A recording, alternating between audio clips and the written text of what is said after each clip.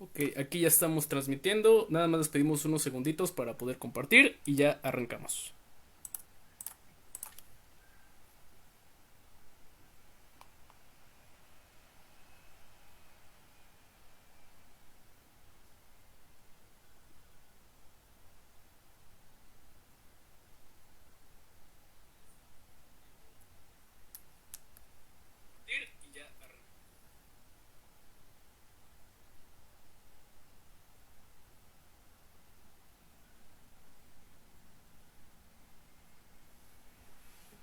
Ahora sí, ya estamos totalmente en vivo. Ya realizamos esto de compartir el contenido. Hola, hola. Muy buenas noches. Sean todos ustedes bienvenidas y bienvenidos a Cine Culto Podcast. Y como ven, estamos muy emocionados porque tenemos unos invitados de lujo. Unos invitados que nos enorgullece muchísimo que estén aquí. Y pues, continuando con las buenas noticias, resulta que acabamos de llegar a los 100,000 seguidores en Facebook, lo cual es increíble porque ni siquiera llevamos un año de existencia, pero lo logramos. De verdad, muchísimas gracias a todas las personas que nos han acompañado a través de este largo viaje. Y pues para celebrar, qué mejor que celebrarlo con dos personas de las cuales hemos escuchado últimamente mucho en algunos medios, de las cuales vimos en los premios Oscar y que estamos muy orgullosos de que nos acompañen el día de hoy. Saludo rápidamente primero a mis compañeros. Anaid Bustos, ¿cómo te va? Hola, muy bien, muchas gracias. Saludos a todos y pues de manteles largos, ahora sí. Perfecto. Cristian Aguilar, iconoclasta, ¿cómo te va? ¿Qué tal, Ajax Mondragón? Muy feliz de estar otro ¿qué día es? El miércoles. Sí, Eh, pues este es un miércoles especial que tenemos pues grandes invitados y va a estar buenísimo platicar de cine. perfecto. Y ahora sí, como ustedes pueden ver, pues tenemos a Jaime Baxt y a ver, a Michelle Coutonlec. Perdón si la pronunciación no me salió de la mejor manera. Bienvenida, bienvenido Jaime, ¿cómo les va? Muchísimas gracias por haber aceptado la invitación a Cineculto Podcast. Hola, Hola, buenas noches. Adelante, adelante, quien quiera. primero las damas. Hola, buenas noches. Un gusto estar aquí. Saludos a todos. Gracias, Hola, Michelle. buenas noches. Un gusto estar aquí. Saludos a todos. Qué emoción. Gracias por Perfecto. invitarme. Muchísimas gracias a todas las personas que nos están viendo. Recuerden, estamos totalmente en vivo. Para los que ya nos han visto a lo largo de Cineculto Podcast, pues sabrán que nos encanta juntarnos entre tres amigos para reseñar algunas películas. Luego tuvimos la edición especial de algo que va a sonar muy contrastante, pero pues eran los anti-Oscars 2021, donde pues nos poníamos a reseñar algunas de las películas que no nos encantaron. Y curiosamente, en las películas que pues sí nos gustaron, las dejábamos afuera. Entre ellas, obviamente, estaba Sound of Metal. No podíamos hacer reseñas negativas de esta gran película y en la que están involucrados tanto Jaime como Michelle. Pero bueno, después de terminados los anti-Oscars, ahora sí comenzamos con esta nueva versión de Cineculto Podcast, donde trataremos de tener también de vez en cuando invitados que enriquezcan y que aporten también para la cultura del cine y acercar a todas las personas al mejor cine. Rápidamente, Jaime, Michelle, voy a pasar a decir una breve semblanza que encontré por ahí en internet, porque mucha gente seguramente los conoce ahora, ¿no? Que ya recibieron los premios, salieron las notas, etcétera, pero es importante que también conozcan un poco de todo el trabajo enorme que tienen ambos detrás, tanto en el cine como en otros proyectos. Michel Cotolec se dedica al sonido cinematográfico desde hace 12 años, ha colaborado en más de 100 películas, entre las que se encuentran El laberinto del fauno, Luz silenciosa, Güeros, La jaula de oro, La cuarta compañía, Todas las pecas del mundo, Ya no estoy aquí, entre muchas otras. Realizó sus estudios de sonido para cine en Francia y se especializa en mezcla de sonido cinematográfico, la cual se basa en la especialización, timbres y texturas para aumentar la emoción en la experiencia cinematográfica. Es además la primera ingeniera de sonido mexicana en obtener la nominación a los premios Oscar y obviamente la victoria. Y Jaime Baxt es un ingeniero de sonido mexicano y uno de los mejores mezcladores de doblaje de películas en la Ciudad de México. Es ingeniero en jefe de Astro LX, eh, un estudio de sonido, fue nominado al premio de la Academia Británica, al BAFTA, por El laberinto de Fauno, y ha trabajado en películas como La ley de Herodes, Laberinto del Fauno, Rudo y Cursi, Abel, Post Tenebras Lux, entre muchas otras. Ha sido nominado a varios premios Ariel, ha ganado en 3 ocasiones, y bueno, ambos recibieron el premio a la Academia al mejor sonido en la 93ª edición de los premios Oscars por su trabajo en Sound of Metal, junto a Nicholas Becker, Philip Blash y Carlos Cortés. Trabajan juntos desde hace 15 años y han hecho la mezcla de sonido de al menos 100 películas. Todo ese trabajo tienen detrás tanto Michelle como Jaime, probablemente mucho más que obviamente no mencionamos, y se vio recompensado con una estatuilla. Ya despertaron, ya le preguntaba por ahí a Jaime previo, ya les cayó más o menos el 20, siguen con ese entusiasmo después de haber recibido el premio Oscar. Michelle, Jaime. Pues sí, todavía estoy muy emocionada y todavía no lo puedo creer cuando lo pienso y todavía como sintiendo las emociones pues, de todo este proceso que han sido muchísimas, como en una licuadora ahí batiéndose todo el tiempo. Ok, Jaime. Sí, pues es que sigue siendo muy reciente. Claro. Y el Oscar es un premio muy mediático, pero además es un premio, si te dedicas al cine, que de alguna manera alguna vez soñaste con que te podías ganar un Oscar, aunque sean unos sueños ahí, de esos raros guajirones que luego tiene uno. Pero resulta que esta vez sí nos lo ganamos, entonces se materializó, ¿no? Entonces sí, sí es un poco emocionante esto. Muy. Perfecto. Y es que sí, como bien mencionan, pues muchas veces, claro está, se centra el foco en los directores, en los actores, en cineastas, etcétera. Y resulta que pues tenemos también pues muchísimas personas que han sido o nominadas o premiadas y no solo en los Oscars, ¿no? Y en este caso pues ustedes me imagino que los abordaron de entrevistas, el nivel mediático, etcétera. Pero antes de eso quisiera comenzar porque mucha gente probablemente no lo conozca, yo ya lo sé porque medio por ahí investigué, de cómo fue este acercamiento en primer lugar, Mish, Jaime, para ser contactados para entrar al proyecto de Sound of Metal. ¿Cómo los conocieron? ¿En qué momento les dijeron que había una película y del tema de que trataba? ¿Y en qué momento ustedes aceptaron? Jaime. A quien guste, ahora sí que quien guste. Bueno, si Michelle la está dudando, yo no la dudaré. ¿Cómo llegamos a ese proyecto? Resulta que a mí siempre me gustó mucho el trabajo de Nicolás Becker. Nicolás Becker es un artista sonoro más que un diseñador sonoro. En el cine le llamamos diseñador sonoro al que se encarga de establecer el criterio sonoro en la película. Es como el jefe de edición de sonido de las películas. Pues es que el cine es un poco jerárquico, de hecho. Claro. Está el director y luego de ahí, bueno, en realidad ahora se supone que está el productor. Ya no se sabe si es el cine es del productor o del director, pero digamos que hay como esta jerarquía. Y entonces, Nicolás en este caso, más que ser diseñador, es un artista sonoro, porque en las instalaciones, en otros ámbitos del uso del sonido, ¿no? Hace instalaciones con con otras disciplinas culturales. Por ejemplo, con fotógrafos, con pintores, con escultores. Entonces, él usa el sonido y pone sonido en estas exhibiciones. Se vuelve todo parte de estar ahí, ¿no? Entonces, bueno, por esa razón, Darius buscó a Nicolás, porque para la película, Darius es el director, Darius Claro. Marder es el director de la película Sound of Metal.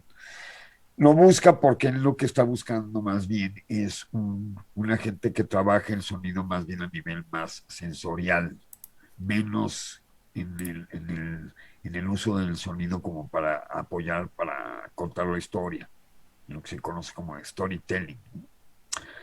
Entonces, así es como Nicolás es encontrado por Darius.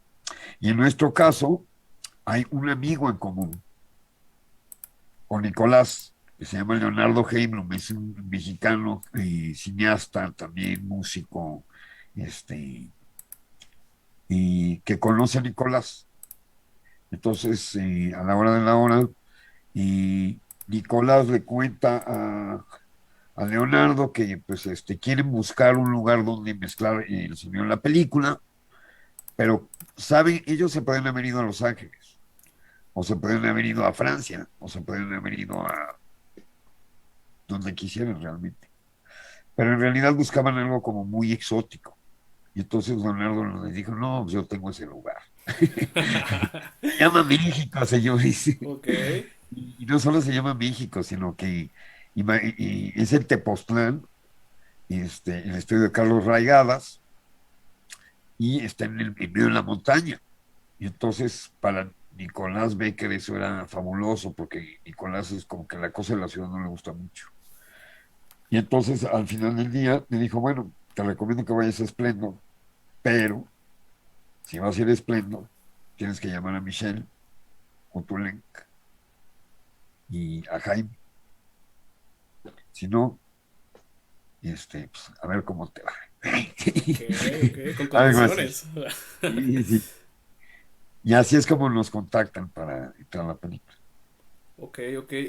Es increíble, yo a veces se lo comentaba por ahí a Chris Ani, que una de las películas que más enfoque tiene en el sonido y en el silencio en muchos años, incluso en Hollywood y en general, pues haya pasado por la mezcla de pues ingenieros mexicanos. Eso me parece increíble, ¿no?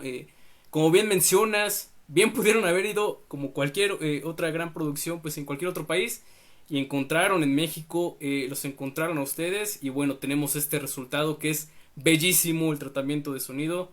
Mitch, ¿tú qué crees?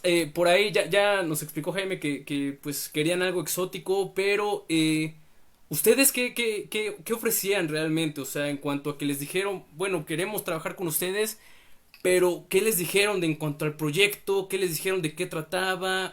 ¿Ustedes podían arriesgarse en algún punto o estaban ciertamente controlados en cuanto a cómo era el proyecto? Cuéntanos por ahí cómo fue. Pues justamente cuando nos platican del proyecto y que es justamente de un músico que se va a quedar sordo, yo sí me preguntaba, pero ¿cómo vamos a transmitir algo que en realidad nosotros no Claro. sentimos y no tenemos? Yo decía, eso ¿cómo lo vamos a lograr? Y durante mucho tiempo, o sea, las semanas antes de entrar realmente al proyecto, yo sí me preguntaba, pero ¿cómo vamos a lograr esa autenticidad y esa empatía y todo eso? Y en realidad, ¿qué es lo diferente que podemos proponer? Que justamente hay ciertas como reglas y cosas preestablecidas que de repente se siguen en el sonido cinematográfico que tal vez podríamos decir, bueno, no, ahora vamos a probar otra opción, o bueno, esta propuesta estuvo así, pero ¿por qué no mejor probamos esta otra cosa? Y como, pues probar distintas cosas que muchas veces pues no hay la posibilidad ni el tiempo de hacerlo. Y en este caso, lo que estuvo increíble es que sí se logró como esta empatía también con el director y con Nicolás y todos formamos como un muy buen equipo. Y Darius también que confió desde el principio porque vio que se estaban haciendo ciertas cosas cuando llegamos Jaime y yo. Entonces eso realmente también creó estos lazos de confianza y que nos dejaran también proponer cosas distintas. Perfecto. Ani. Bueno, a mí me gustaría preguntarles, obviamente es una película que habla, ¿no?, al espectador sobre muchos temas, ¿no? Pero ustedes, al ser profesionistas que se dedican, pues a lo que se dedican, obviamente, y el oído es una herramienta, probablemente la herramienta principal, ¿no? Independientemente de todos los instrumentos o las herramientas técnicas, ¿no? El oído es como lo principal. ¿A ustedes les habló sobre su persona o les movió algo interno esta película, la historia de este protagonista? Pues en mi caso sí, me movió que justamente es la historia finalmente sí es sobre un músico que se queda sordo y que tiene que afrontar esa nueva realidad, pero en realidad también aplica a situaciones en donde, pues que tenemos, que son situaciones extraordinarias que de repente pueden venir y cambiar nuestras vidas. y tenemos esa resistencia al principio de querer seguir como estábamos antes. Y pues sí, la resistencia al cambio, seguir como en nuestra zona de confort o nuestra burbuja, y que en realidad hay ciertas situaciones extraordinarias que vienen y pues tenemos que cambiar, tenemos que adaptarnos y tenemos que seguir. Okay. De hecho, ahorita estamos viviendo la pandemia, simple y sencillamente. La Claro. película empezó antes de la pandemia. Nadie sabía que venía una pandemia. Y creo que Darius escribió la película muchísimo antes, o sea, mucho antes. Entonces, pero efectivamente es pospandémica y habla de la pandemia misma, o sea, porque al final del día, pues todos seguimos pensando que no va a pasar nada, que no pasó nada en la pandemia, ¿no? Pero habría que preguntarle, por ejemplo, a todos los más chavos, ¿qué pasa con los niños que se quedaron viendo la escuela a través de una televisión o de una computadorcita? Incluso a veces es más bien desde un telefonito. Entonces, ¿y dónde están tus amigos? ¿Y qué pasó con todo eso? Entonces, para la gente que ya había pasado todo eso, para la gente más grande, pues como que eso no nos ha afectado tanto. De hecho, qué maravilla, mira, el Zoom es una maravilla. Es más, ya ni me tengo que ir a parar de mi casa, y estar todo el día en pantuflas y no hay bronca. Pero para los jóvenes, imagínense. Entonces, sí, eso que dice Mitch es el tema. El tema sí es la sordera, pero en realidad es más bien cómo es nuestra vida hacia los cambios más dramáticos que no queremos aceptar y que no queremos esos cambios. Correcto, sí, la película es mucho más profunda que un tema más de empatía social, es muy humana en esos sentidos. Cristian Aguilar, un breve anuncio, bueno, para los que no lo sepan, pues Chris es músico, es productor también, así que es una gran ventaja, muchas cosas que probablemente no entendamos, tal vez Chris sí nos puede ayudar. Chris, dale. Voy a intentar también yo comprender algunas cosas, pero bueno, a mí algo que tenía aquí algunas preguntas, pero bueno, ahora quería resaltar algo que salió en la plática, que este lado como subjetivo, ¿no? Del sonido, ¿no? Del protagonista, de su vivencia, ¿no? De cómo se plasma, ¿no? De alguna manera su mente, y de alguna forma lo comparte con el público, ¿no? En primera persona, ¿no? Está todo esto, ¿no? Debió ser muy interesante, muy fascinante cuando el director o le presentaron el proyecto a ustedes como profesionales de esto, del sonido. Cuando le dieron este proyecto dijeron, wow, ¿no? Esto es una película diferente, ¿no? Es una película innovadora en ese sentido.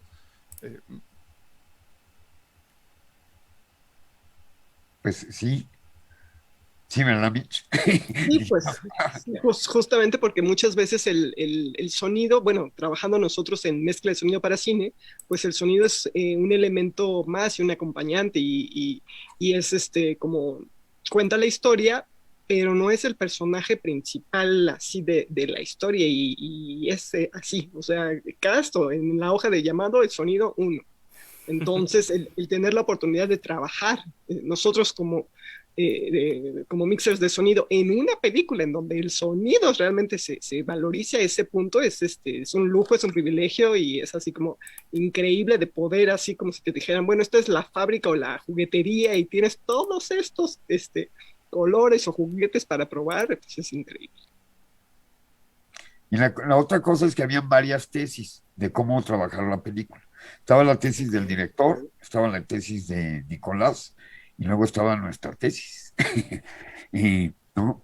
Entonces, Darius hacía mucho énfasis en cómo íbamos a llegar al final con el único silencio que hay en la película, porque en realidad hay un silencio total al final de la película. No les voy a decir dónde por los que no lo hayan visto, ¿verdad?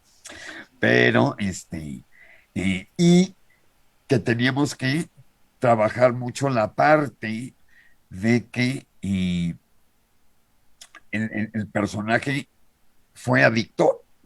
Además, él también es un cuate que salió de la adicción por una relación amorosa y que esa parte amorosa había que pues tratarla fuera como de la sordera, ahí tenía que estar muy clarita y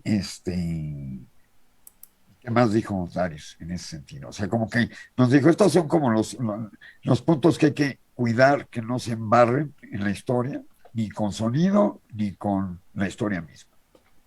Entonces, ese fue uno de los puntos, que habían otros, ¿no? De Darius. Sí, pero también él decía muchas veces, bueno, sí, decía sus puntos, pero también decía, bueno, pues finalmente pueden probar y explorar otras posibilidades en distintos puntos de la película. También que fuera esta cosa de la naturalidad también, cuando son todas estas partes en donde ya Rubén está en la casa para aprender el lenguaje de señas con nosotros. O sea, todas esas partes tenía que ser como el contraste entre las partes súper fuertes de él tocando el concierto y luego ya esta parte de pertenecer a una comunidad y luego ya de cómo se iba a resolver todo el tema del implante. Y luego Nicolás tenía toda la teoría de que la sordera, o sea, estaba muy enfocado en la sordera, de cómo tenemos que trabajar la sordera. Era más bien una cuestión parecida como a un sonido acuático. Entonces lo que hizo es que grabó muchísimos sonidos diferentes con esa idea, número acuático.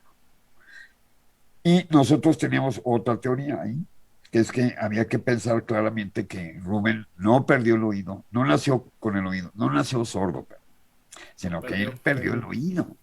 Y entonces, para nosotros eso fue así como oro molido, porque y la teoría es que tú tienes una memoria auditiva, y entonces si tú pierdes ahorita la audición, no sé si estaré de acuerdo conmigo, Cristian, pero si tú pierdes ahorita la audición, todavía sigues recordando los sonidos. O sea, si yo ahorita, por ejemplo, les digo el mar,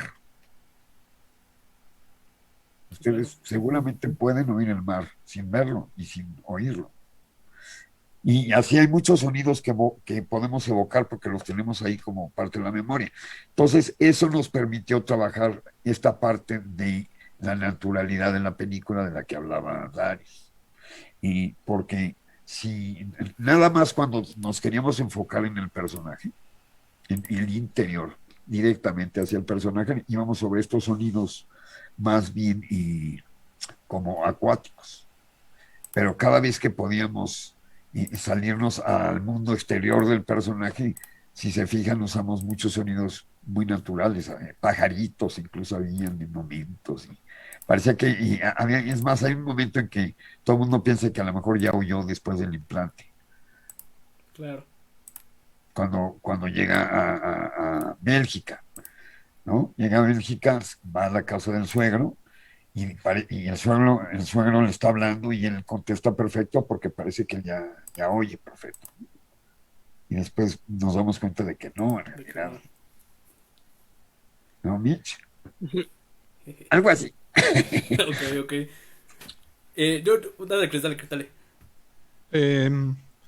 No, bueno, para todo este proceso de también meterse en la cabeza del protagonista, de sus facultades auditivas, ¿cómo fue? ¿Tuvieron testimonios? ¿Alguien que les dijo, bueno, más o menos es así porque tiene diferentes procesos, ¿no? El protagonista también, ¿no? Especialmente, bueno, al final. Pero, ¿cómo fue? ¿Cómo fue también y cómo lo llevaron a cabo? ¿Alguien les dijo eso y ustedes cómo lo plasmaron, ¿no? ¿Cómo estuvo eso? Pues justamente el director y Darius y Nicolás, el diseñador, hicieron toda una serie de investigaciones un año antes de empezar a filmar la película, y ellos se reunieron justamente con personas que estaban perdiendo la audición, que estaban en el proceso, con personas que ya la habían perdido y que no tenían ningún implante, con personas que ya tenían un implante, con doctores también en acústica, y muchísimos testimonios de muchísimas personas. Y entonces, recopilando como todos estos datos y todas estas informaciones, incluso pues era como una combinación, porque además no hay exactamente dos personas que después, si tienen un implante o si están perdiendo la audición, que oigan exactamente igual.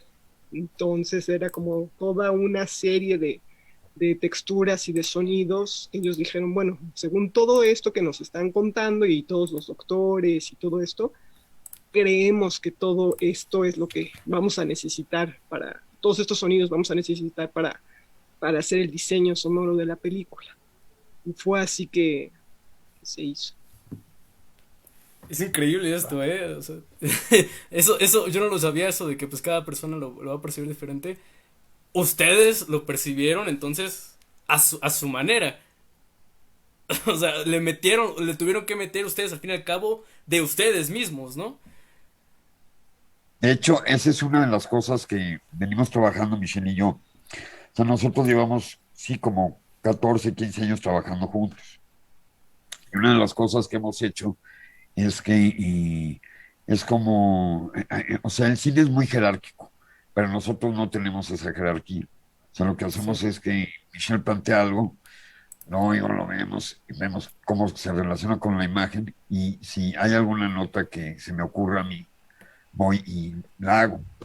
Y si entonces yo hago otra parte, Michelle la ve, si me gusta, si no, da sus opiniones. Y muchas veces es, yo haría esto, o si es algo muy complicado de explicar, porque luego del, del, del dicho al hecho es complicado, entonces mejor hazlo tú, Mitch.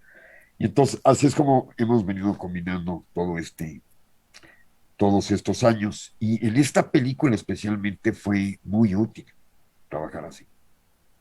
De hecho, nos preguntaron la gente en Estados Unidos que cómo habíamos hecho este trabajo.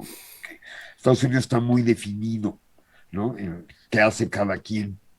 Y nosotros cuando les dijimos, no, pues aquí todos hacemos de todo, hasta el café, señores, tenemos. Entonces estaban muy sorprendidos, pero al mismo tiempo estaban muy contentos porque decían, caray, pues esa es una gran idea, trabajar así. A Nicolás Becker, de hecho, le sorprendió mucho nuestra manera de trabajo.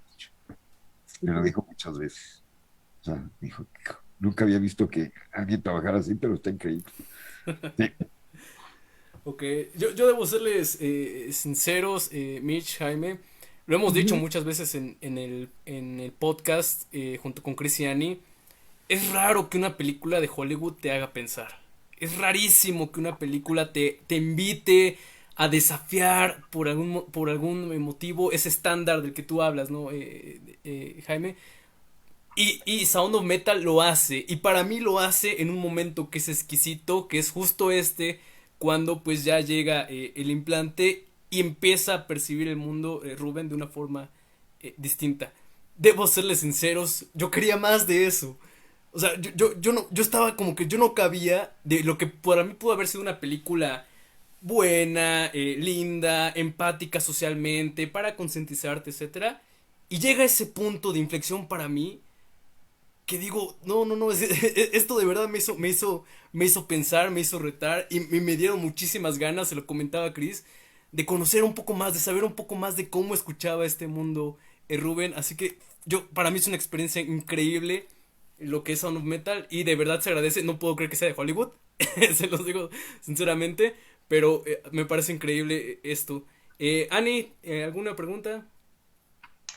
Eh, bueno, dentro de este juego sonoro que ustedes hacen en esta película, ¿cuál fue el momento en el que se vieron como con más dificultades o que supuso un reto, ¿no? Al momento de elaborar estos sonidos o de trabajar con las experiencias sensoriales del personaje. ¿Qué fue lo más difícil de todo este viaje? Pues justamente yo creo que los dos momentos más difíciles de la película es, uno, el concierto inicial, porque justamente es el principio de la película y tenía que ser como muy creíble que realmente te sintieras que estás ahí, que casi que tú eres el baterista y estás ahí tocando en medio de la batería y que te emocionara y que además, pero que no fuera nada más así como una pared gigante de ruido todo el tiempo a todo lo que da, sino que tuviera como todas estas diferencias y que sintieras que algo intenso va a pasar, porque además justo ese momento corta a la mañana siguiente súper tranquila dentro del camper, súper tranquilo todo. Entonces creo que uno de los grandes retos fue ese concierto inicial que con Jaime remezclamos como unas 10, 12 veces, porque realmente no sentíamos que realmente estuvieras ahí, que se sintiera súper, no sé, así, padrísimo. De hecho, el concierto ahorita, desafortunadamente, los cines han estado cerrados, pero el concierto está mezclado en 5.1. Ni siquiera usamos la última tecnología, Atmos y esto nuevo, ¿no? Usamos un sistema que fuera más bien muy sólido, más bien un formato muy sólido. El 5.1 lleva muchos años en el cine. Ya se podría considerar hasta viejito, pero resulta que es el que mejor conocen los cácaros. Entonces, eso te asegura. Pero si lo oyen en 5.1, y el concierto lo que tiene es que a cada corte, o sea, si la cámara se acerca a la batería, nos acercamos a la batería y en específico al tambor al que se está acercando. Y entonces cambian la tonalidad del tambor, la reverberación, los rebotes. Entonces cambia, por eso hicimos muchas versiones, ¿no? Porque primero lo hicimos súper como burdo para que entendieran la idea. Y todos dijeron, está padrísima, está muy burdo. O sea que nos pasamos de tueste. Y luego ya le fuimos bajando al numerito y luego ya nos quedamos demasiado cortos. Entonces otra vez tuvimos que regresar unos pasos para acá y unos pasos para allá. Pero esta idea de que hay mucho movimiento en el corte y varios músicos, justamente lo que me dijeron es que lo que les parece padrísimo es que empieza el concierto muy cerrado a la batería y no sabes cuántos músicos van a aparecer. Y luego al cabo de un rato te das cuenta de que solamente son ellos dos haciendo un escándalo, pero tremendo, ¿no? Entonces estaban emocionadísimos, y Alex Otaola, ¿no? También nos decían, bueno, pero ¿qué? ¿Ustedes fueron bateristas de heavy metal? Okay. ¿Tienen estudios de batería? ¿O han estado en muchos conciertos? ¿O qué les pasa? Sí, está bastante extremo, ¿no? Está muy noise el asunto ahí. Es que precisamente, bueno, hacer un poco, llevarlo al límite, donde ya dices, no, espérate, un poco más y ya es una locura, pero eso le encantó muchísimo a Darius, al director, y Nicolás Becker se fue para atrás. Entonces, en ese momento, lo que conseguimos con ese concierto fue la libertad. Hagan de cuenta que éramos como unos pajaritos encerrados en nuestras jaulas. Pero después de ese concierto nos dijeron, ¿saben qué? Ok, ahí está la película. ¿Qué van a hacer ustedes? Nosotros, esta es nuestra propuesta. ¿Ustedes qué quieren hacer? El otro momento de la película, o sea, de los dos momentos así es el concierto y obviamente cuando ya le ponen el implante, que fue como este momento realmente de conseguir que realmente fuera creíble, pero al mismo tiempo que sintieras la empatía, pero que también es desconcertarte porque porque a lo mejor el espectador piensa, wow, ya va a poder volver a oír bien y ya se va a resolver Sí, todo. de hecho, creo que a todos nos pasó, ¿no? Que estás pensando, wow, ya va a oír bien, pero y en realidad no. Y tiene varios intentos y no logra realmente y piensas, bueno, ya lo voy a volver a intentar, a lo mejor ahora sí. Y resulta que no. Y ese momento también fue súper, pues creativamente que se cambió porque era como otra aproximación distinta a que todos los sonidos lo bombardeaban al mismo tiempo, pero luego ya más bien propusimos que fuera distinto, que fueran como cosas que estuvieran puntuales adentro de unas esferas, pero que en realidad adentro de esas esferas hubiera otra esfera que tuviera esas esferas y que todo estuviera realmente en su cabeza y que realmente se está como si no estuviera ciego y de repente sale a la luz y en realidad él estuvo sordo todos esos meses y de repente dice, ¿qué es esto? Y entonces cambia completamente su mundo. Y ahí, antes de pasar, perdón, Chris, contigo, ¿ahí hubo ajustes específicamente en esa parte? O sea, que el director o que alguien más les haya dicho, yo lo quería diferente o algo parecido, o literalmente lo que ustedes entregaron fue, eso les encantó.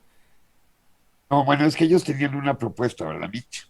Sí. Ellos tenían una propuesta en donde Nicolás planteaba que el sonido en realidad lo rodeaba 360 grados, que era como omnidireccional. Okay. Pero nosotros ahí, y por parte mucho tenía que ver con la investigación que ellos habían hecho, pero nosotros dijimos, pero es una película, chicos. Entonces tenemos que hacer algo diferente. Y además, también cambiamos un poco la teoría de que en realidad tú sabes de dónde vienen los sonidos porque tienes dos oídos. Para tú saber de dónde vienen las cosas es porque llega la señal a un oído primero que al otro. Ok, el sonido te da la vuelta en la cabeza. Es más, todas tus dimensiones y todo eso afectan y tu percepción del espacio y de la dirección de los sonidos. O sea, a la hora que se te ponen los implantes, lo más seguro es que la direccionabilidad la tengas hecha a pedazos. Claro. Pero este cuate tiene memoria auditiva. O sea, si yo estoy viendo una máquina de hacer café en donde está cayendo la gota, o que en la vida con estas cosas soy un desastre, visualmente yo sé que no, que está saliendo de ahí, que así no es y que así no era, y entonces que vas y vienes a tus recuerdos, ¿no? Y ahí es donde Mitch, ahí fue la que se le ocurrió hacer todo lo de las burbujas estas que dice, y no, pues fue un exitazo inmenso. Es una de las cosas que más le ha gustado a la gente, porque ahí como estuvo, al final de cuentas, hay un momento en que las cosas se empiezan a mover con cierta cosa más bien aleatoria, y son impulsos sonoros que te llegan como pues un mareo, ¿no? De hecho, mucha gente me dijo que se mareó gacho con eso. Ah, caray. Sí. Ok. ¿Chris? Sí. Sí, bueno, es curioso, ¿no? Porque ahora leyendo de, sus participaciones, lo que han hecho, pues nos damos cuenta que ya los conocíamos, ¿no? Que ya conocíamos lo que hacían. Eh, ¿Quién no vio El laberinto del fauno? Bueno, en mi caso, Reigadas, cosas con Reigadas. Pero bueno, esta pregunta va para Jaime. Has trabajado en películas, ganado y nominado a premios. Ahora bien, mi pregunta es, esta película menos convencional, muy creativa en ese aspecto, ¿cuál fue la diferencia entre trabajar en esta, donde el sonido y la mezcla tienen la importancia tremenda que tiene, que es una responsabilidad extra también que recae en su labor? ¿Fue más pesado? ¿Se tardó más el proceso? ¿Cómo fue, Jaime? Pues sí, no, fíjense que la verdad, les voy a contar la verdad. Todas las películas en las que hemos colaborado, Michelle y yo, las consideramos como la mejor película en la que hemos estado. Entonces siempre hacemos lo máximo que podemos. Lo que pasa es que en esta ocasión, y de entrada, Nicolás es un genio. Hay que recordar que Nico está tremendo. O sea, esta onda, este uso del sonido desde el punto de vista más bien hacia lo emocional, es algo que yo estaba muy como, o sea, ya lo sabía, pero no había la chance de tener una película donde lo pudieras usar tanto así. Pero yo siempre insistí mucho que el sonido que no te emociona, entonces no, ¿para qué está? Con Nico eso fue una cosa increíble que se dio. Por el otro lado, la música, es más bien como música ambiental, sí, y mucha gente me dice, bueno, pero ¿dónde está la música? Bueno, pues es que sí, la música lo que hacía Abraham Merder, que es el hermano del director, él es el compositor, lo que estaban haciendo era más bien una cosa al estilo, haz de cuenta, como Stockhausen. Era más bien como Terry Riley, era es música más bien concreta, pero ambiental, un poco hacia Brian Eno también. Para esto Nicolás colaboró con Brian Eno también. Okay. Entonces, entonces ya ahí había todo este rollo. Entonces, a mí me encanta esa música. Ya con Raigadas habíamos hecho, de hecho nosotros hemos hecho todas las pelis de Raigadas menos Japón. Entonces ya con Raigadas ya habíamos hecho mucho ese tipo de trabajo, y con la MAT también hemos trabajado, o sea, ya hemos trabajado con muchos cineastas que están en esa idea, y justamente por eso vinieron a México, porque nosotros al final de cuentas no estábamos arriesgando como arriesgaría en Estados Unidos, por ejemplo, Hollywood. O sea, en Hollywood todo está más acotado, son los jefes de las películas de acción, o sea, y del cine espectáculo, vamos, mis respetos, ¿no? Pero el tema es que llega un momento en que se empieza a volver un poco, no se van a salir tan fácil de su esquema. Y en cambio nosotros, pues para nosotros no era arriesgar nada. Pues así hacemos las películas aquí, es lo que pasa. Entonces, en ese sentido, no no fue tan diferente. Por eso es que creo que hubo esta química que se dio, porque ellos buscaban algo diferente, pero para nosotros no es que fuera tan diferente, sino más bien, ok, nos van a dar chance de hacer lo que hacemos, pues con permiso, presten. ¡Bum! Eso fue lo que pasó. Nos divertimos mucho, nos la pasamos súper bien y fue muy creativo el proceso. Y nos dejaron trabajar mucho y al final de cuentas oíamos a todos, o sea, pero nos dejaban trabajar. Y entonces en la noche ellos venían, en las tardes, noches, ellos venían y veían qué habíamos hecho, sin nosotros. Y lo que hacían es que nos dejaban unas notas en un papel, ¿no? Darius nos dejaba sus notas en un papel. Y Nico sí, si había algo que quería cambiar o que no le gustaba, sí me decía directamente, ¿sabes qué? Me hablaba y me decía, oye, no, eso no, muchacho, eso no. Por ejemplo, lo del implante, Mitch, que al final del día, Nico no estaba muy convencido porque él sí estaba muy casado con la idea esta otra de que todo venía por todos lados, pero fijo. Y a la hora que se hace todo esto de las burbujas de Michelle, Nico estaba aterrado, pero cuando lo vio Darius dijo, exactamente eso es lo que estaba yo queriendo.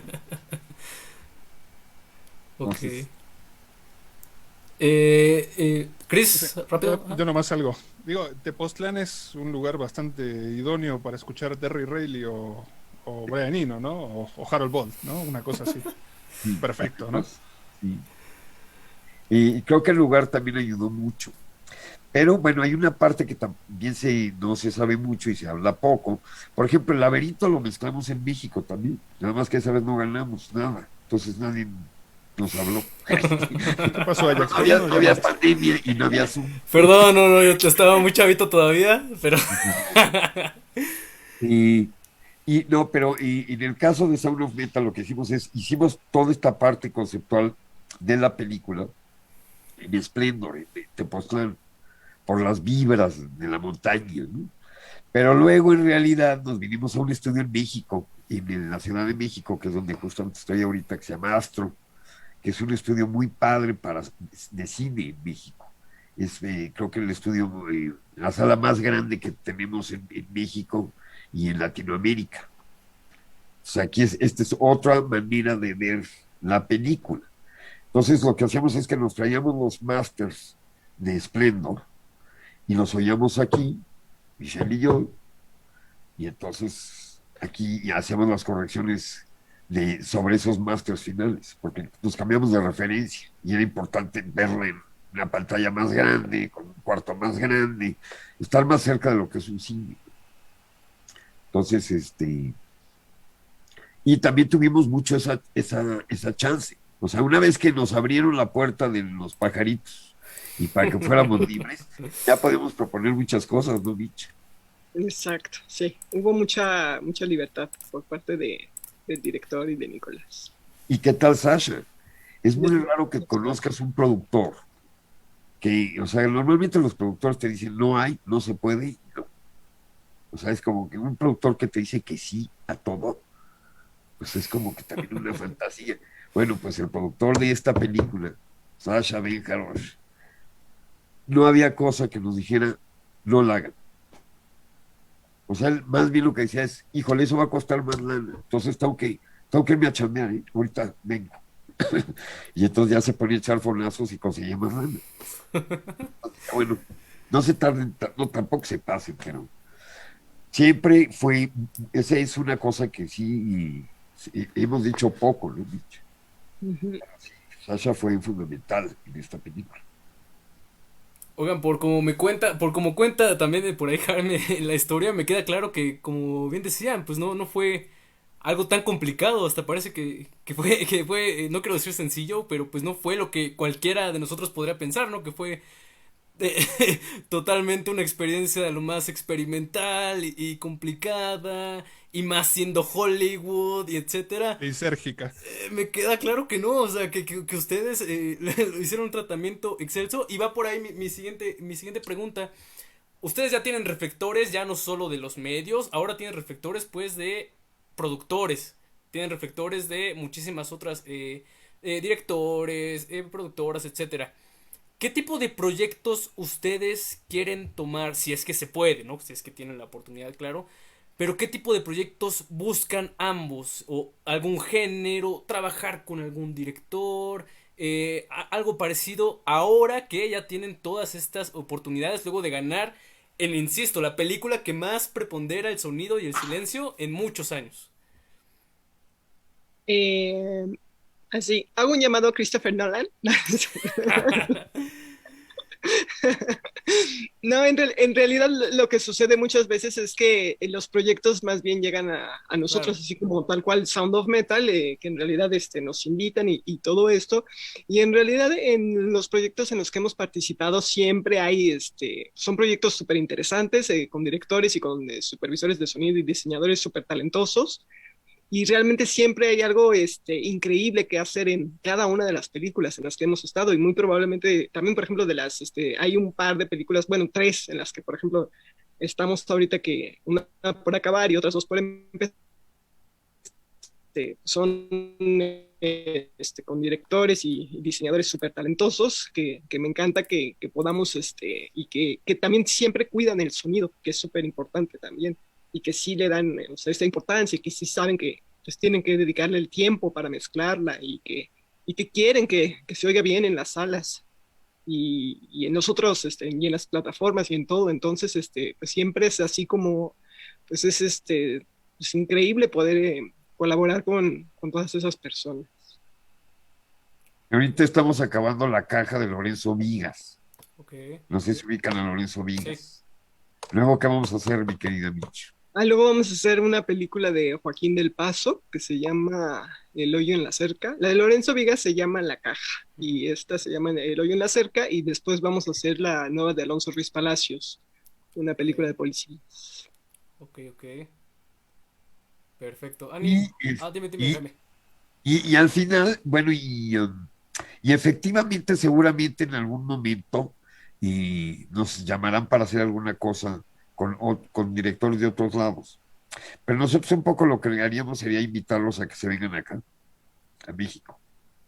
Aquí, o sea, en ningún lugar se van a encontrar los tacos que hay acá a la vuelta. Y bueno, y del tequila luego hablamos.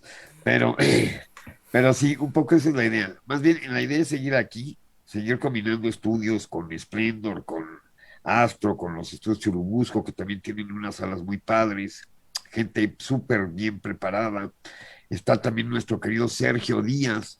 De Sergio se habla poco, pero Sergio fue el que diseñó Nomadland y fue la película que ganó el Oscar.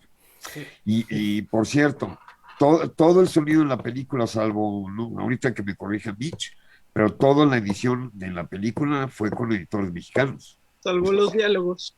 Salvo los diálogos que fue alguien de Estados Unidos, pero todo, o sea, la edición de la película se hizo aquí en la colonia Roma. Y es la película que ganó el Oscar. Se sabe poco de eso, ¿verdad, amigos? De hecho. Pero bueno, Sergio Díaz hizo el Roma. Él fue el diseñador de Roma. sí, sí, sí. Pero bueno, es una muestra de que hay talento, ¿no? De que justo para allá iba mi siguiente pregunta, ya por ahí, dame chance, Ani, y ahorita te doy la palabra, de que justo era eso, ¿no? De que, bueno, ustedes seguramente podrían trabajar en otro país, ¿no? Probablemente, y ustedes deciden trabajar aquí, y Jaime quiere invitar a todos aquí a echar tacos, ¿no? ¿Por qué, por qué darle por aquí, por el lado de seguir en México, de tratar de buscar acercarse a la cultura mexicana? Cuando igual podrían tener algunas otras oportunidades. Mitch, Es una pregunta para Jaime. Jaime. Porque, bueno, yo te contesto. No, no estamos diciendo que no queremos otras oportunidades, pero creo que sería padre que el maestro Nolan venga a México. ¿Por qué no? ¿Ok? ¿No te gustaría, Mitch? ¿O prefieres ir a los...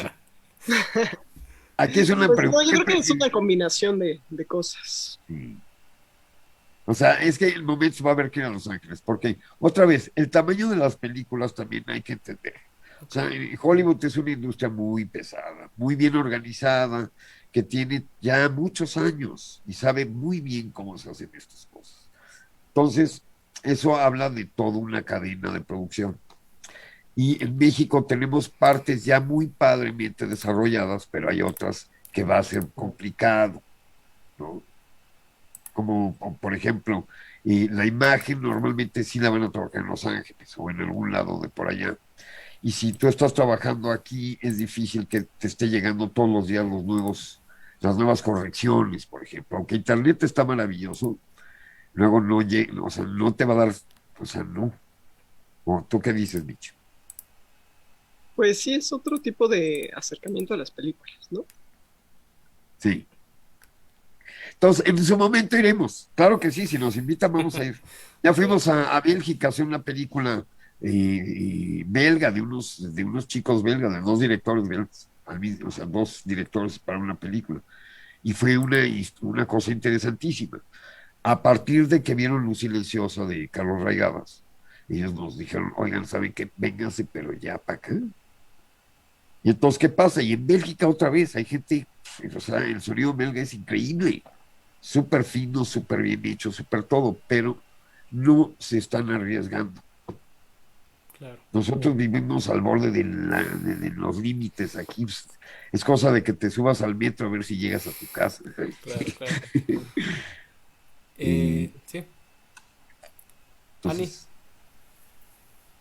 Sí, bueno, yo nada más tengo una última pregunta. Obviamente, bueno, para nosotros, para el auditorio, para el público, esta va a ser una película, un referente para nosotros, ¿no? Por el tratamiento que se le da al sonido. A mí me gustaría conocer ya a nivel personal, ¿qué películas para ustedes han sido un referente o que los han marcado en cuanto al tratamiento sonoro que se le ha dado a esa película, ¿no? La que sea a lo mejor su favorita. Para irnos con una recomendación esta noche. Uy, yo tengo una larga lista de películas. Porque a mí lo que me pasa es que de repente cuando veo esas películas que me impresionan, no puedo ni dormir. Entonces me ha pasado con, por ejemplo, con Matrix, la primera, con Snatch, de Guy Ritchie, con Requiem for a Dream. Luego, por ejemplo, me acuerdo que también cuando fui a ver Gravity, no pude ni dormir esa noche. Con Mad Max, no pude ni dormir. Con esta cosa de Bohemian Rhapsody, que el sonido también estaba espectacular. Tenet, cuando la vi en IMAX, ahora el año pasado también estuvo, o sea, no pude ni dormir de la emoción de lo bien que sonaba. Y así se sigue la lista. Jaime. y les recomiendo que vean la primera Alien. La primera Alien, si es que por ahí la pueden ver. Sí, sí, es así, si quieren no dormir, bueno. Y El Exorcista, por ejemplo, no, hombre, El Exorcista es una joya. Y además ahí tenemos a Gonzalo Gavira, que es otro mexicano que y él se ganó el Oscar porque el sonido de cuando la chava da la vuelta, ya ven que daba la vuelta a 360 grados, no hallaban con qué hacerlo. Y él lo que sacó fue un peine porque él siempre estaba muy peinado, ¿no? Y entonces sacó su peine y dijo, pues con esto, mire, con el peine y los dientes.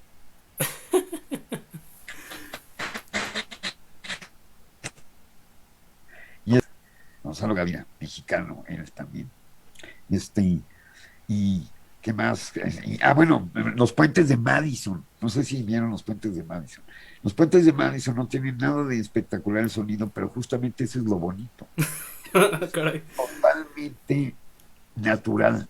Te cuenta, te vas con la historia de una manera y crees como mantequilla, ¿no? Y sí, hay otras muchas películas. Ok. Chris, una última pregunta. Creo que ya no, mejor nos vamos con eso, con este momento así como más de lúdico, digamos. Nomás demostrarles mi admiración y respeto absoluto ante su trabajo. Muchas veces pasa incluso, especialmente en parte del público desapercibido y los que estamos vinculados a todo lo que es la música, la producción, el sonido, sabemos lo arduo que puede ser, ¿no? Estar ahí y darle este plus a una película y en este caso pues darle vida a una película como ustedes se la dieran. Gracias, nada más. Gracias a Me ti. encanta que Chris hasta puso su teclado atrás de él para que veamos que... Y, Pero, No, yo me puse adelante del teclado. ah, ok, ok, buen punto, buen punto. No, yo ya para concluir, Mitch, Jaime, quiero hacerles esta pregunta.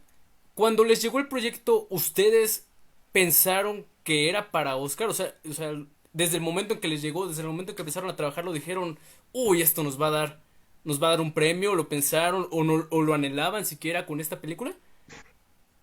La verdad no, yo no pensé, o sea, sí sabíamos que era el hecho de que se tratara tan de cerca el sonido y que se privilegiara, sí era algo distinto, pero en realidad también lo padre de haber hecho la película, así es que realmente no era de despertarnos y decir, ay, vamos a trabajar porque queremos que nos nominen al Oscar, como es el caso, por Claro, ejemplo, de otras superproducciones que ya saben que ya, o sea, casi que el objetivo es lograr la nominación y ganar, o sea, que claro. ya antes de siquiera hacer nada.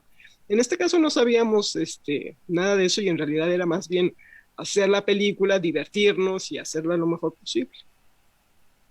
Perfecto, para mí Jaime. el premio fue o sea, conocer a Nicolás. Dije, ya con eso es un... ¿Qué es el Oscar? Sí, o sea, pero además, la otra cosa, si piensan, Darius es ópera prima. Sí. Entonces, nunca vas a pensar que una película de ópera prima se va a ganar el Oscar. O sea, no sé cuántas veces haya sucedido en los Oscars, creo que con Whiplash, ¿no? Pues ha O, pasado varias veces, sí, pero pero es como una cosa extraña. Y entonces, yo la verdad dije, no, no, no, pues, quién sabe. Pero, o sea, vamos, ni hablábamos de nada de eso ahí. Fue que hasta que acabamos, porque la película tuvo 3 cortes.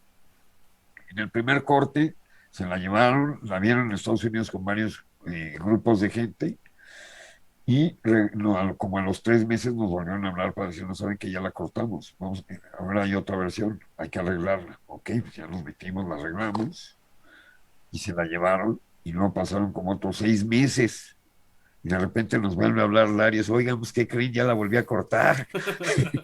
Entonces, la primera vez creo que fueron 60 cortes nuevos, que quitó cosas y agregó, cambió cosas de un lugar al otro. Y la segunda vez fueron como 120 cortes. Entonces, pero ya para ese momento Darius empezó a decir, ¿saben qué? Yo creo que sí vamos a llegar a los Oscars. O más bien, no creo que vamos a llegar a los Oscars, sino esta película va a llegar a los Oscars. Y yo, sí, Darius, sí, no te preocupes. Otro tequila, por favor. Ok. Pero en realidad, pero en realidad sí llegamos. Y de hecho, esta parte de haber ganado el Oscar, para mí sí fue una cosa sorprendente, sobre todo el trato de nuestros colegas de allá hacia nosotros, porque fue como de una cosa de caballeros, o sea, esta sensación de que si eres latino, que si no, no era nada de eso, para nada. Bueno, yo no lo sentí, o no sé si Mitch, pero no creo. Yo te vi muy sonriente, tomándote fotos por todos lados. Y, o sea, hubo una cosa muy padre ahí con toda la gente. Hubo una gran aceptación hacia que la película ganara el Oscar por parte de la Academia de Estados Unidos y por parte de los gremios, porque ahí todo es como por gremios, ¿no? Sí. Los actores, los directores, los sonidistas, los compositores. Y eso pues, fue muy bonito. Fue muy, muy, muy, o sea, vamos, eso sí me sorprendió más. Como que es un premio que siento que sí fue bien ganado. Claro. O sea, Era pues, indiscutible, Jaime. Bueno, creo que todos nosotros teníamos como favorito, más allá del orgullo y lo que sea, pues sí, era, creo yo, la gran favorita en la nominación. Justo ya para concluir, perdón, una última pregunta. ¿Están satisfechos con todas las nominaciones y las victorias que tuvo Sound of Metal? ¿O creyeron por ahí que viendo las otras películas pudo haber ganado en otra? ¿O no se esperaron para nada que iba a ganar por ejemplo, en montaje o alguna otra? O sea, ¿están satisfechos por ahí con lo que obtuvo? pues estuvo increíble que ganara también montaje y creo que por ahí también se hablaba mucho que muchas veces, pues sí, la edición estaba ayudando también mucho al sonido y el sonido a la edición y entonces, pues estuvo increíble que también ganar edición, sí. Pero sí hubiera sido bueno que ganara Riz. Que ganara mejor película. Claro, claro. Pero no, en ese sentido creo que sí hubo cierto nivel de justicia. Y sí, Ok. ok. ¿Qué dicen ustedes? Tendría que haber visto su programa anterior para saber cómo realmente nos... Ah, Todos. no, de hecho no nos gustó Sandro. Nah, no es cierto. No, no, no. Exacto. Mira, qué No, la verdad. no, le somos sinceros, o sea, y lo platicamos. Normalmente entramos muchas veces con cierto escepticismo para hablar de los Oscars, ¿no? Muchas veces decimos, es que, como bien les mencionamos, ¿no? Hay películas que no nos hacen nada, ¿no? Que no nos provocan nada y que son más por empatía social. Curiosamente, creo que en esta edición, que fue la edición a la que menos caso le hizo mucha gente o muchos medios, fue muy justo. Y lo dijimos nosotros en el podcast, o sea, que nos parecía que Nomadland, The Father y Sound of Metal estaban años luz de varias de las otras películas que vimos, lo dijimos, y tal vez Minari, claro. Pero nos pareció muy justo en esta ocasión y curiosamente fue que mucha gente ya no quiso ver los Oscars y que fue una ceremonia muy rara, etcétera. Pero sí, sí, sí, no te preocupes por ahí, Jaime. Ahí sí dijimos que lo de Sound of Metal era de lo más justo. De hecho, Soul también es otra gran película. Claro. Es una película rara de Pixar Disney que haga una peli con ese sentido con el que la hicieron en Sí, esta ocasión. También es un poco sorprendente. Y ellos eran los que nos podían haber ganado. sí. Estaban muy cerca de nosotros. Pero al final de cuentas, ¿cómo se llama este señor? Eh, Reznor. no, bueno, sí, el director sí, pero me refiero hablando de sonido otra vez, Ren Clay se llama. Y contra el que íbamos compitiendo, al final de cuentas, qué bueno se juegan. Felicidades, pero súper felicidades. Y la chica de edición, también te felicitó, Mitch. O sea, había mucho compañerismo en ese sentido y, y no sé, nunca vi que alguien cascara los dientes así como de, ese es mío. Perfecto. Ani, algo con lo que te quieras despedir y ya para concluir este podcast. No, pues nada, muchas gracias por habernos acompañado. Fue un honor platicar con ustedes y muchas felicidades también, que espero que vengan muchísimos éxitos y reconocimientos. Muchas gracias. Gracias. Pues Michelle, Jaime, de verdad, muchísimas gracias. Oficialmente son la madrina y el padrino de Cineculto en esta versión de que ya llegamos a los 100,000 likes, en esta fiesta que estamos teniendo. Muchísimas gracias. Es una entrevista que anhelábamos, que queríamos platicar con ustedes, que dijimos, bueno, pues hay que aprovechar para preguntarles todas estas inquietudes que tenemos en cuanto a la experiencia cinematográfica y nos lo contestaron bastante. De verdad, gracias, Mitch, Jaime, y esperemos, pues, no sea la última vez que nos acompañen por acá. Esperemos en un futuro, cuando estén con Christopher Nolan, ¿por qué no? Pues también aquí nos acompañen. Gracias, Mitch, gracias, Jaime. Gracias a ustedes. Perfecto. Pues así, Cristian, ¿cómo? me estaba despidiendo de cada uno. Ok. Pues ahora sí, muchas gracias a todas las personas que nos acompañaron. Hay muchos comentarios. Saludos a Ivonne, a Lucy, a Hyunjin, a Cristi Rincón, Zulay, Cherry Bomb, El Aquilarre, María Angélica Arellano Castellanos, Dani Peña, Semitoluca. Muchísimos comentarios. Ahora sí nos vieron bastante. Y pues bueno, así concluimos Cineculto Podcast. Mucha suerte y mucho éxito, Michelle, Jaime. Y nos estaremos viendo la siguiente semana, miércoles a las 20 horas, en otra edición de Cineculto Podcast. Hasta luego. Bye.